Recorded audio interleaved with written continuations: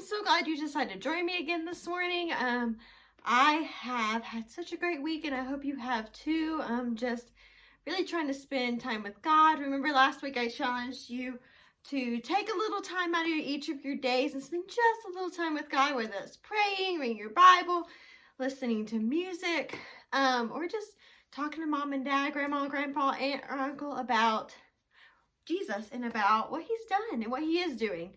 Because I know we all have a lot of blessings that we can think about, even while we're at home.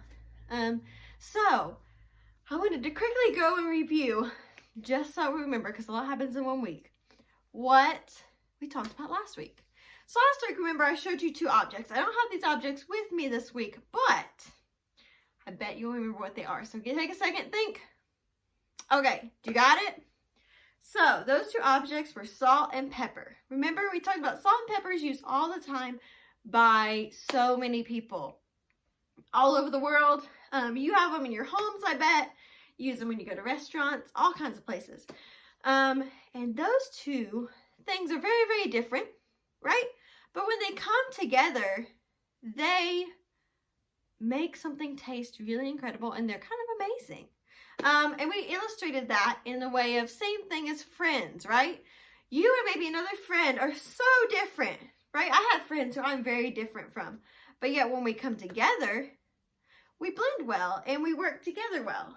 And something, that makes it even better is when we add Jesus in the mix. And last week we learned about that, right? We talked about ZJ and Chaz and all those kids, and how they were very different, but yet one thing brought them together, and that was Jesus, right? They were all stuck in this foster home, and they all were kind of wondering, like, why am I here? Why do I not get to kind of be like everybody else? And then they got a huge blessing of finding out who Jesus was and being able to accept him and have him come be a part of their life.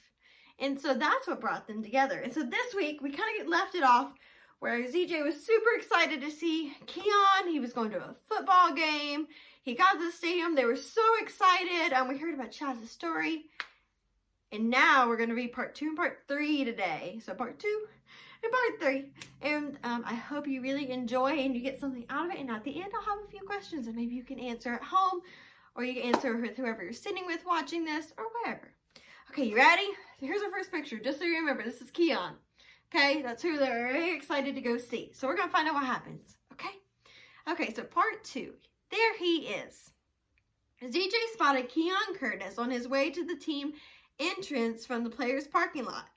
ZJ had never seen him in person, but he recognized him right away. "Watch out, coming through," ZJ yelled, squeezing out of his place in line. "Keon Curtis is in the house." He was really excited. "Wait for me," yelled Rio, chasing ZJ with her camera. Chaz, Tate, Zelda watched to see what would happen. But ZJ wasn't the only one who had spotted Keon arriving. Within moments, a crowd had formed by the doors to greet him. Some big guys quickly surrounded Keon and cleared a path to escort him inside the stadium. The fans in the crowd cheered and swarmed around, trying to get Keon's attention.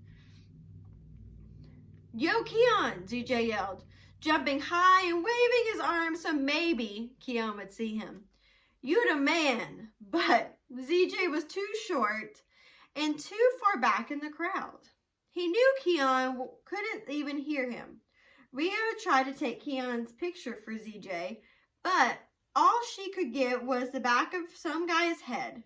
She knelt and let ZJ stand on her back so he could get a better glimpse. ZJ got a glimpse of Keon smiling and slapping hands with a few people, but he wasn't stopping to chat. He was in a hurry. Before ZJ knew it, Keon was out of sight, and his big chance was gone just like that. "What did I tell you, home slice?" Chaz asked ZJ. When he came back disappointed. "That brother Keon is crazy famous." "It's all good," ZJ replied, looking on the bright side. "I'll just try again when the team warms up later in the morning." So after the doors opened, Zelda and Chaz found their seats while ZJ, Tate, and Rio headed down to the field. They were amazed by the size of the stadium. None of them had ever been to a pro football game before. This place is huge. Tate said when they were still high up in the stands, "Too bad we don't have binoculars."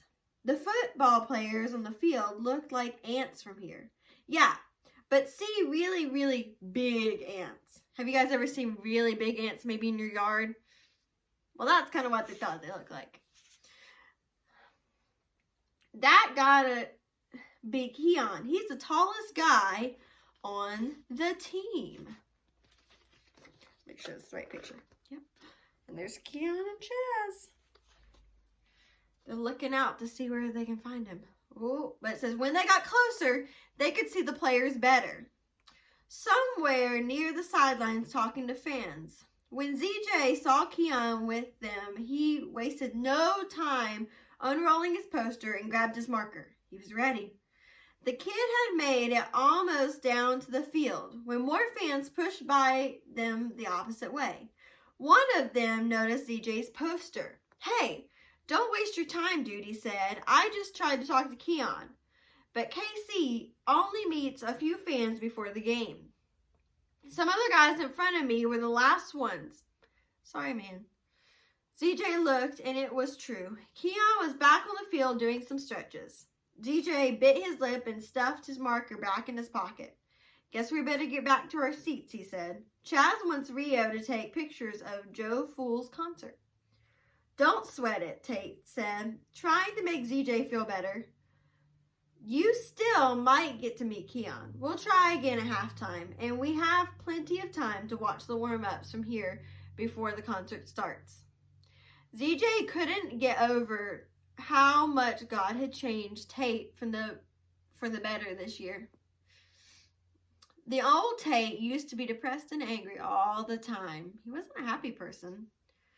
But now, here Tate was trying to cheer up ZJ because he'd lost another chance to meet his favorite player. Now, will ZJ ever get to meet Keon Curtis? I don't know.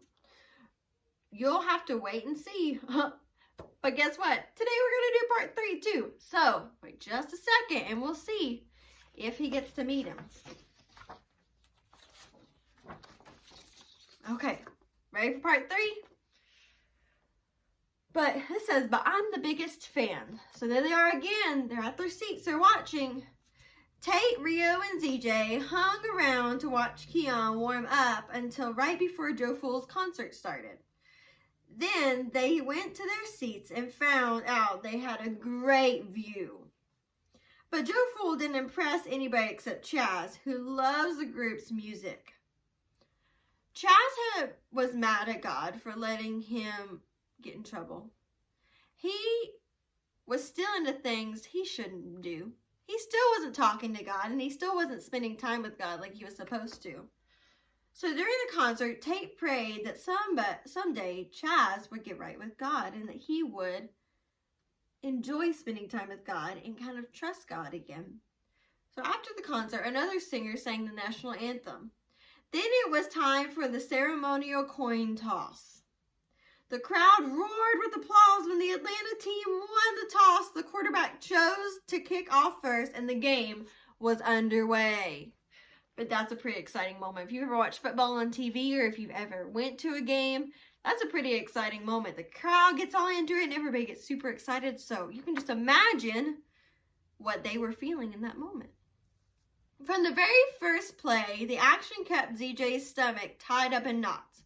Whenever Atlanta would score, the other team always came right back with a touchdown. Keon gained so many yards, he was on his way to becoming the MVP of the game. When the clock was down to only 20 seconds left of the second quarter, Tate tapped ZJ. "I know it's a close game, ZJ, but we need to stake out a good spot if we want to find Keon. Your best chance to get him on the way to the coach's pep talk at halftime." So they found a place inside the tunnel where the players would leave the field. They knew Keon would walk by them when the half ended. me find my other piece.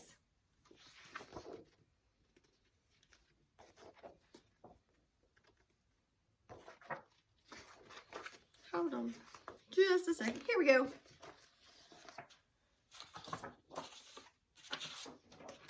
Sorry about that, guys. Back at it. It was a good try, but it didn't do any good.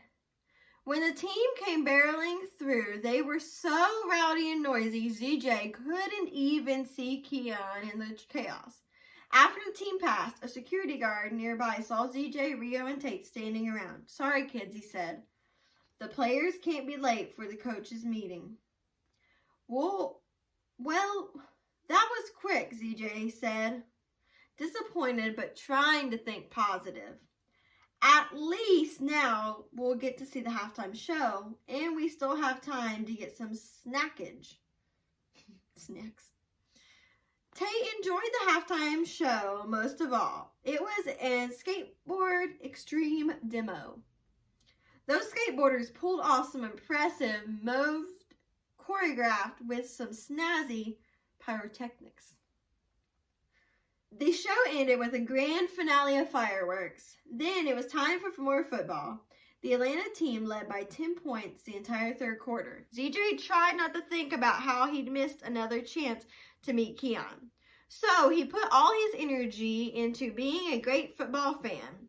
He was constantly on his feet, waving his Keon poster and cheering on his favorite player.